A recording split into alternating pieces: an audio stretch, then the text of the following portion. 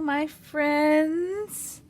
Welcome to the last lesson of how to knit a sock the way I knit it. I do have in the background some 1940s music. I think I did that in the first video, and I just kind of forgot to keep doing it. I don't think it really, I don't think you could really hear it, and I have no idea if you can hear it this time. But it's on, and once again, I don't own any of the rights to it. It's just a Pandora, so if somebody wants to report me, whatever. And once again, my bird is in here. Hopefully, Kiwi will be quiet. So, this is what you're gonna need. This time you, need a tape measure, a tapestry needle, whether plastic or metal. I have a metal one here, and then some pair of scissors. So this is the sock. You should have finished the ribbing like my last episode that I showed.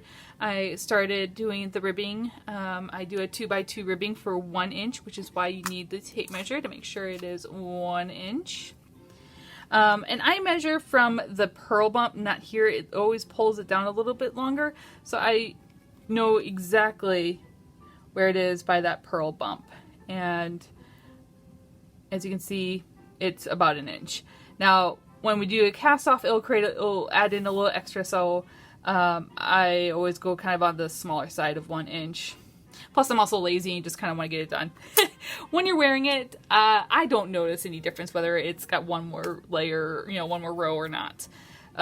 So I hope you're there. If you're not there, once again, stop it and stop this video and go back to the other video and do the ribbing. Now, the other video, I posted it and it's showing up when I pull it up on my iPad on YouTube, but when I try to pull it up on my phone, it's not showing up. So I hope you can see it. That was episode 4. So if for some reason you can't see it and you've jumped all the way to this episode, I guess you really, if that happened, all you missed was creating the rib. So go ahead and create the rib. Actually, I'm going to that's my bird, and I'm going to turn down the radio. I feel like I'm shouting. So anyway, I did a 2x2 ribbing, and I'm back to what I would consider the beginning of my round, which was between my turtle and my star. If you remember, my turtle and my sheep were the front needles, and then my bee and the star were the back needles. And so the first front panel is, the beginning of the first front panel is actually the beginning. I'm not going to move these up. We really don't need them for what we're going to do. More of just so you knew, for you guys, for learning, that you knew that this is where we are starting at. It really probably doesn't make any difference where you start the bind off, except that this is where I started my ribbing, and so that way it's just nice and even. Today I am drinking some black coffee, even though it is 7:30 at night, but it is the night before Thanksgiving, and I've got some dough proofing, and then I gotta knead it and make rolls, and so I'm gonna have a long night in front of me, and I just needed a little pick-me-up. I'm also drinking from the same teacup I was drinking from last time. Don't worry, I've washed it. It just has become my favorite teacup lately, and I just really wanted to use it again tonight. All right. So, hopefully, you have done a bind off before. Actually, I don't have it with me. I meant to grab something. Sorry, that is Kiwi. Hopefully he doesn't start singing. Anyway, it's going to be kind of like a regular bind off where you, in pattern, you knit or purl 2, and then you just pass over the first one over the other one. It's kind of like that, except there's going to be a little bit of an extra step, which is going to help it make it nice and stretchy. And it's pretty much you're going to do a yarn over between each one. Now, because we did a ribbing, you're going to have to pay attention to whether you do a knit yarn over or purl yarn over. And I'm going to try to go slow. I've kind of gotten in a rhythm of doing this, and so I don't really pay attention that well, but I'm going to try to go nice and slow so you guys can see what I am doing. And I am going to walk you through every single step. So hopefully, I will walk you through everything. If you do end up having problems, you obviously can re-watch this video. Let me make sure it's actually recording. Good. Okay. Let me drink some more coffee before we get started.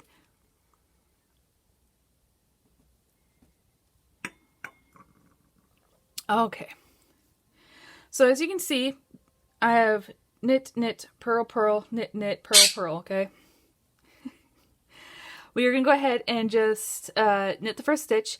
I believe the actual pattern tells you to go ahead and do a yarn over, but I find it very weird doing that on double pointed needles. It just falls off, and so I've never done it and I've never had any issue. So I'm going to go ahead and purl. I'm sorry, I'm going to go ahead and knit. And now we're going to do a yarn over. Since we knitted and we're going to go into another knit, we are going to yarn over by going over the top. Okay? And you can see that creates an extra stitch. We're going to go ahead and knit the next one. And now we have 3 stitches. We have the original stitch, the yarn over, and then the new stitch. We are going to pass over these 2 stitches over to that one. Okay? And what it's really doing is it's increasing the volume of what we are passing over. And so that creates the extra stretchiness. Just like that. Now this next one's a purl, so we are going to yarn over from the bottom. And then because it's a purl, I need to come back to the front. If you had done it the other way, I don't think it would cause much of an issue. I just try to stay within the pattern. Then you're going to purl the next one. And then once again, you are going to pass these 2 stitches. I'm sorry, I'm a little fiddly because I'm trying to go slow. Once again, pass these 2 stitches over that one. Okay? We got another purl, so we are going to go around again. Purl. Pass the 2 over. And I'm breaking things. I had it a little too tight. Pass it. There we go. Alright, now we're back to a knit. So I always kind of like put my yarn back in the knit position and then do my yarn over. That way I don't get confused. We're going to do a knit. Sorry, this is what happens when I go really slow. Pass these 2 over without grabbing too much, in which we did. You can see I got a little tag down here. I'm sorry about my bird. I really hope it's not bothering you guys. There we go. Release it. It'll fall back to normal. Shh, shh, shh, shh. Kiwi. Alright, we're going to do a yarn over again. Knit. And then pass these 2 stitches. Okay. Back to a purl. So we're going to go underneath. Do our yarn over and back to the purl position. Purl, pass the stitches. I hope everybody is doing well. And with their socks, if you are actually attempting to make socks with me, I hope everything is going fine. I haven't seen any back to knitting and then yarn over. I haven't seen any comments saying they needed help or anything. Yarn over, knit, pass 2 stitches over. Go into purl, yarn over, back to purl, then actually do the purl.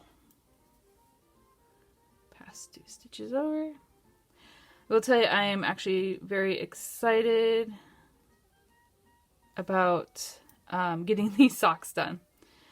We're going to do our yarn over and then purl. Oh boy. I dropped the yarn over, so we got to yarn over again.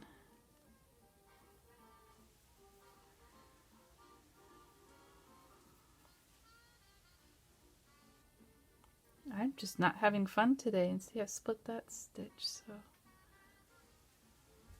there we go. Tighten it back up, back to a knit,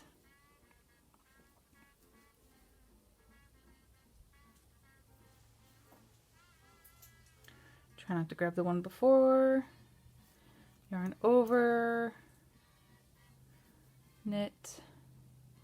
So whatever rib you decide to do, whether it was a 1x1 or a 2x2 or whatever, stay within, that's a purl, within pattern, add in a yarn over, and then pass the other 2 stitches. Pretty simple. It is a little finagle, it's a little extra. As you can see, no more stitches on this one, but we still have just the one, so we literally just cast that aside and go to our second needle. Yay! We're a quarter of the way done. Alright, we've got a knit, a purl, yarn over. Maybe I should give Kiwi a chili pepper to chew on. Hang on a second. Maybe I can distract him from screaming at me with that. I'll be right back.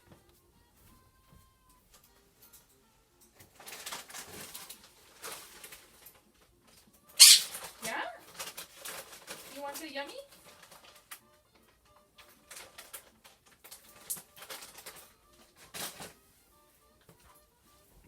There. Hopefully I made him nice and happy. And he'll be a little bit quieter.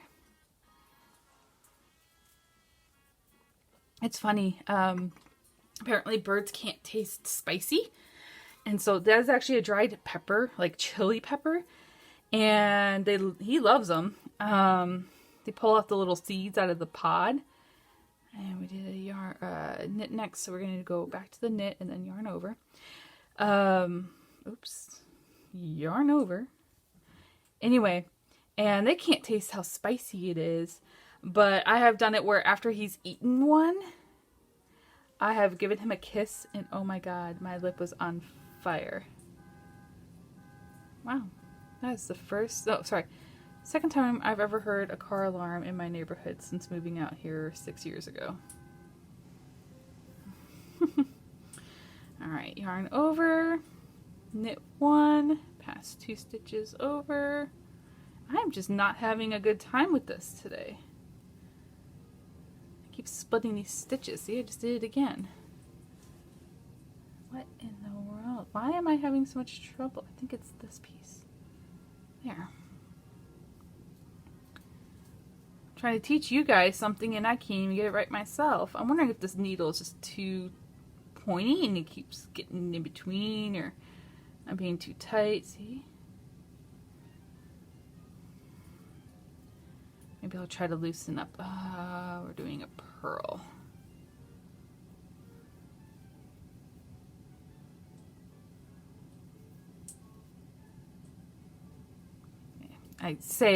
Ooh, bad.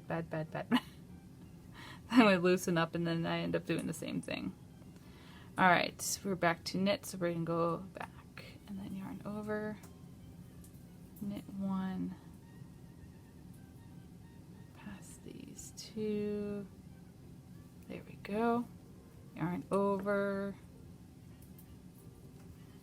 knit 1, pass these 2, don't split a stitch, there we go. We're going to get into a purl position, then we're going to do yarn over, then we are going to purl, pass 2. We are still in purl position, so all we need to do is do a purl yarn over, purl, pass 2. Alright, now knits, we need to get back to knit position, yarn over, knit, pass 2, yarn over, knit, pass these 2.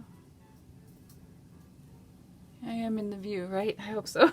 I had that one video where I was almost in my lap and the video wasn't right. It was so bad. I apologize.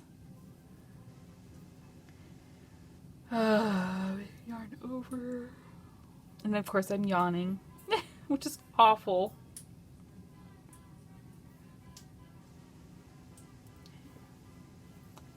Back to knit position, yarn over, knit,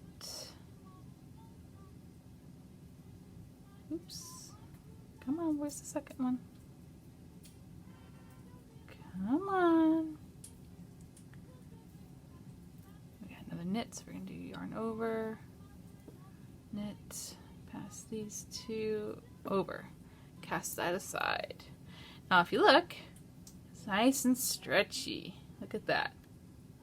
So nice. And because we stayed in pattern, it actually creates these little waves because that is the ribbing. We continued in the ribbing by going back and forth between the knits and the purls. Okay. Ooh, I almost dropped that off the needle. Did you guys see that? All right, we got purls. So we're going to go back into the purl. We're going to yarn over and then purl. Whew, that was scary. I'm very good about dropping stitches. My poor mom, who does not knit, she knows that when I'm with her and I'm like, crap, or oops. Usually I think it's crap. She's like, you dropped a stitch. I'm like, how'd you know? She goes, you say that every time. It's the only time you say that, and you say it every time you drop a stitch. Like, she knows me so well. Earlier, I was sitting in like I have like a lounge chair over there, just hanging out with Kiwi, and he came up, and as I was knitting, he's just ran up and grabbed my knitting needle and flew away with it. I mean, dropped the stitch. Luckily, I only started with one stitch. I was working on the second stitch of that needle, but made me drop the stitches and everything. I was like, you little turd. And then if you remember from my first video, sorry, my nose itches, I talked about how the iPad right now is literally resting on a bridge of wood rulers, which is how it is again, which this will be the last time I do that. Woohoo. He apparently today or whenever, yeah, it was today when I was at work, took one of those rulers and took it into his cage through the door. And everybody knows that it's, 12 inches long. I don't know how he got it through the door. He must have worked on that. But he is a Quaker parrot, also known as a monk parrot, and they're well known for like stealing stuff, and it's for nesting purposes. Male and female both do it. So yeah, I've been warned to expect them to do that. So I give him my little like tidbits of yarn, and he absolutely loves them. Oops. He likes to take them from me, and he kind of like chews on them for a little bit. There was a day where he actually was like collecting some stuff and actually putting them in one spot in his cage, but that didn't last very long. So I don't know if he got the urge to actually do like a nest and then just stopped. I'm not quite sure what was going on. Alright, yarn over. We're almost done here, everybody. We're almost done. And I get to go. I feel like I did 2 yarn overs, but it's because I missed one. But I always make sure. And then I missed that one.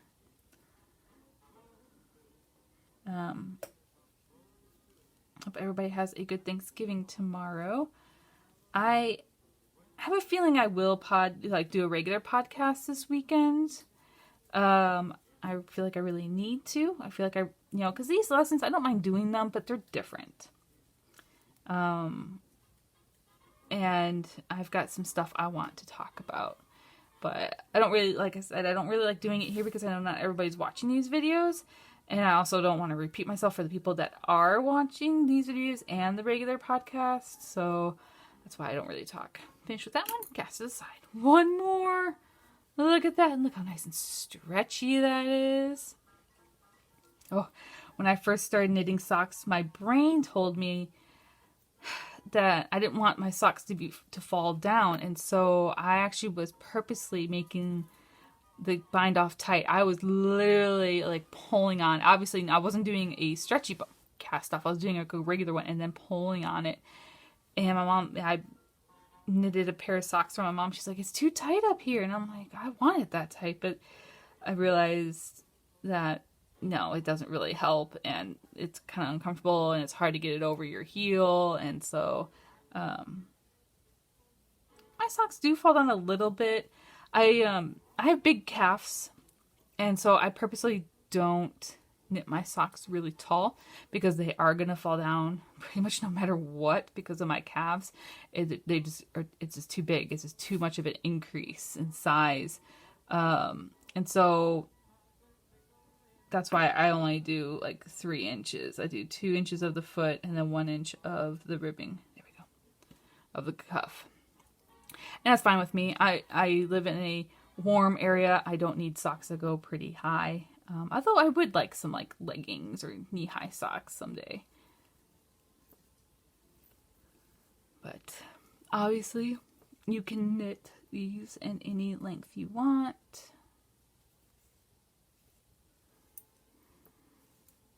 Oops, I'm stuck on the charm.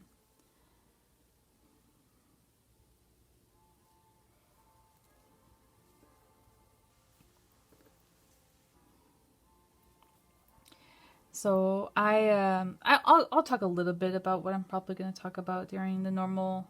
I won't give details, just something to talk about. We're almost finished though. I cast on a new pair of socks today. My idea is I usually, except last year, for some reason, I just wasn't in the mood or was too busy doing homework or had too many other projects. I don't know. But anyway, I usually cast on like a pair of Christmas socks for myself on like December 1st.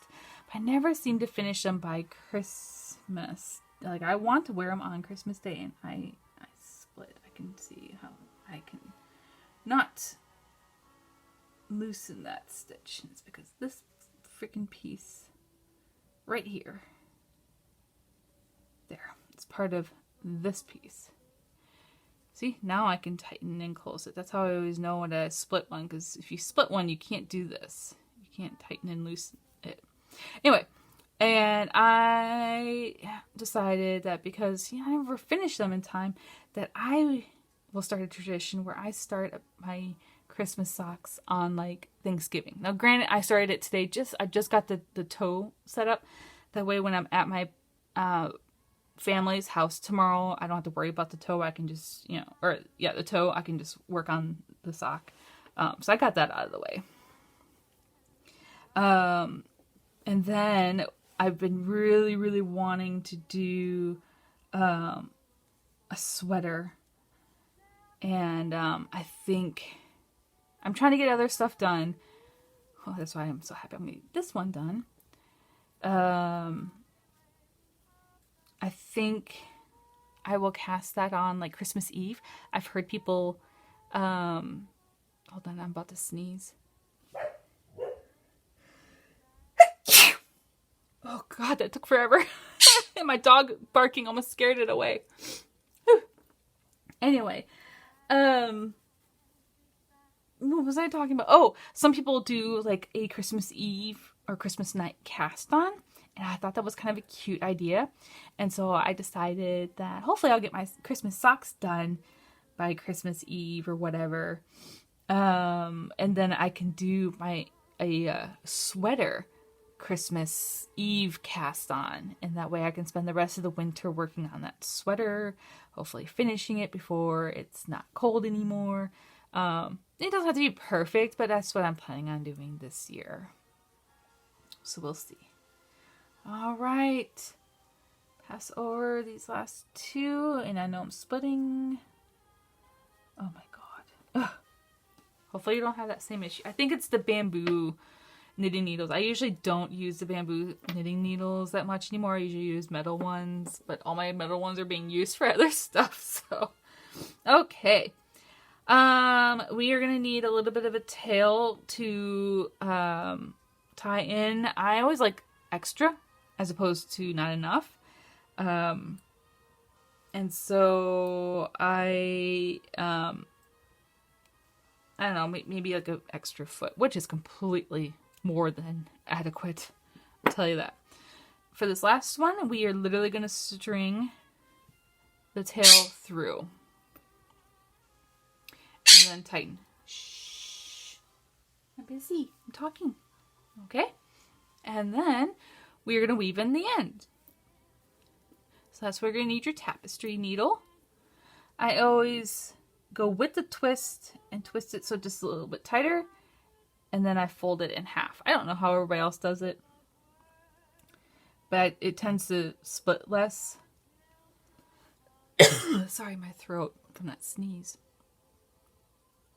And that is absolutely cold and disgusting.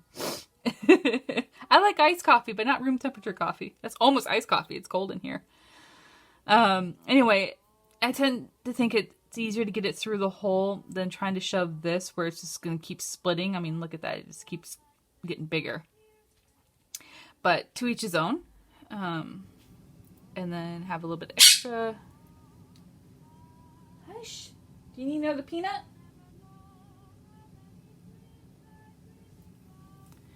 Okay. One big thing I like to fix while I'm doing this is, if you can see, there's a pretty good gap between here, like where the knot in the beginning is. I like to kind of close that. My bird is squawking because my dog is... Hold on, let me get him a peanut. Hey, I know they're barking at stuff, but that doesn't mean you can make a lot of noise. I've got a video going on. Would you like a peanut? Peanut? Yeah, you like your peanuts. You're welcome. Okay, my cats are probably barking at neighbors coming over for the holiday. Okay, so anyway, like I said, I like to kind of close this gap and reinforce it. I have no idea if anybody else does that, but it's just something I do. I don't think you have to. You really don't. It is super strong. And maybe somebody else stop doing that, but I just think it looks kind of funky. And so what I do is I get as close to like the beginning of this and grab, I usually grab, you can see the little heart, the little V here. I usually go underneath those two. Okay? And then I just pull it through. And then see how I pull it together. Which doesn't, it causes that spot not to be stretchy, but that's fine with me. The rest of it is super stretchy. But see how nice it looks now? And that's what I'm looking for. Once again, you don't have to do this. It is a strong thing. So I just like to do it. And then I'm going to grab the two legs, or below the two legs over here. I'm not going to make it super tight because I do want a little bit of a stretch, but I want it to look seamless. Like, boom, you can't even tell where that was. And I do it several times just for extra strength. I've never had an issue, but I did cut off this huge long tail, and we need to do stuff with it. Once again, I have no idea if anybody else does this. It's just something that I saw when I first started knitting socks toe up, and I started doing. No idea. I don't like to do it too much because you do start seeing a little bit of a bulge, but once I'm wearing them, you really can't tell. So, sorry, now my nose is running. Alright, but I do want the yarn to go in the back, and so I'm going to go through one again. And once again, I kind of pull on it just to make sure it's not super tight. Want it snug so it doesn't like bulge, but I mean, you can see, you know, maybe that one, but really nothing. And then I'm going to kind of turn this inside out. And I'm just going to weave in the end through here. Once again, I'm not sure if this is how everybody else does it, but I haven't had much of an issue. I have had one sock where I started seeing it kind of undo a little bit, so I've actually started to make these longer and just do more of it. But I literally just grab these like legs. Oh my gosh, I'm trying not to split here. There we go. Once again, I don't know if everybody else does this, but I do. I also don't pull it super tight because I don't want it to bunch up. You can barely see it, even though this is the inside, so it doesn't really matter. If I go down at least half, trouble. There we go. At least halfway. Like I said, I've started to do a little bit more. And I'm about to lose that, so I'm gonna pull that down a little bit. And I go back over the same ones. Just, it's going to be reverse order now. It does cause like this line to be a little bit thicker, but like when I'm wearing it and stuff, I can't tell. Okay. And then just for safety measures, I am actually going to bring it through the one next to it and do a couple on this side. I probably do way more than you need to, but I'd rather have extra that if it starts unraveling, I feel safe taking, just cutting off a little piece and then it not, completely unraveling, which is why I've started to do a lot more, just have that little safety precaution. I'm gonna go ahead and just start going back through. I try not to go too deep because I don't want to show through the front side, so that's what I'm trying to say, just below the legs of the heart. Grab this like tannish color one. It is a little bit hard going back through because I probably splitting what I just did, which is fine. In fact, it probably makes it a little bit stronger. And that seems about right. And I'm going to kind of just give it some good tugs just to kind of make everything kind of settle down. And if you look, you really can't tell where it was. It is a little bit thicker. It is a little bit thicker than the other ones, but really you can't tell. Flip it inside out, and please tell me, where is it? By the way, it's right here. Only because I know that green, but really, and there's a little bit of a bump where I reinforced it. But there you go, nice and stretchy, and can't really tell. Now, if you we need to turn it inside out. Let me get all these off first. I don't think they'll catch, but I just am sick of them being on there. We do need to turn it inside out and weave in any of our ends. If you were daring, which I don't know if I talked about this, you could definitely have changed color for the toe, heel, and cuff, or one of them, or all of them, or only some of them, whichever. And if you did, you need to weave in the ends. I usually weave in ends as I go. I don't think I did that this time because I didn't want to confuse you guys. Doesn't look like I did. But we definitely have that beginning one to weave in. This is what the inside of the sock looks like. So you have this entire tail from the beginning. And what I mean by weaving in ends as you go, what I do is usually the next round when I'm starting, I actually grab the tail and knit like double strand. I hold it together. But once again, I didn't want to confuse you guys, and so I did not do that this time. Once again, put on your tapestry. And this, I kind of just go back and forth along these. And I always tend to leave a little bit of actual, like, I don't cut it super close. And when I'm wearing them, I can't tell that there's a little bit of extra, but I feel like it doesn't unravel if it's got a tiny little tail. So I just grab these. I've always done it this way, and I've never noticed any bulge or anything like that on the front side. So apparently what I'm doing is okay. Sorry, I have a tickle in my throat. It's probably from all the talking. And then I'm just going to go back through the way I came.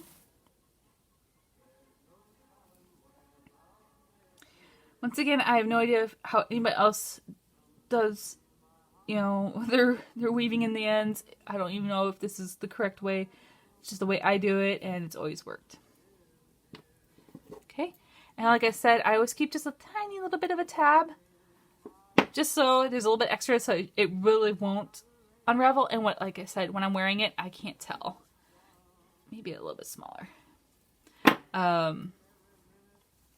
If I had done a heel, I would need to do those. If you were really picky and wanted to clean up like this area, I've done it where I've strung through some of this and tied a knot. But I just don't care enough. It's not going to unravel. It's just a little loose there. and I just don't care enough to do that extra step. And then you end up with that little knot, and it drives me insane. Okay, flip it back inside. Or, yeah. And if you look, you can kind of tell there's a little bit of something there, but nothing too crazy. And there is your sock. And, you know, dog hair. Why not? More dog hair. Oh my gosh. Ta-da! What do you guys think? I hope you enjoyed this. I hope I made it easy. I hope I did not confuse anybody. Like I keep saying, if you ran into a problem and you need to rewatch, obviously you can rewatch. That's the wonderful thing about these videos. But I am going to just sit for a minute. Oops, sorry. And I need to actually weave in the ends for this one. I have a little ball here. That was... I was wanting to start this video, and so I hadn't finished this one yet, and so I just like made myself a ball. So I need to finish. Sorry, I keep hitting the lamp. So, and I think this one I weaved in the toe as I went. I did. I don't know why there's a knot here. I guess I had a knot. I kind of remember that. That's going to be a little annoying when I'm wearing it. But I already weaved in this while I was knitting, so I don't have to mess with that. So yeah. Alright, you guys. You have a wonderful day and a wonderful Thanksgiving. I'm planning on posting this tonight. Okay, I did string that through. I thought it was coming undone. I was like, oh my gosh. And then in a few days, I will make a regular video and get back to doing that. There's a little piece of red in there. All right. Have a great one.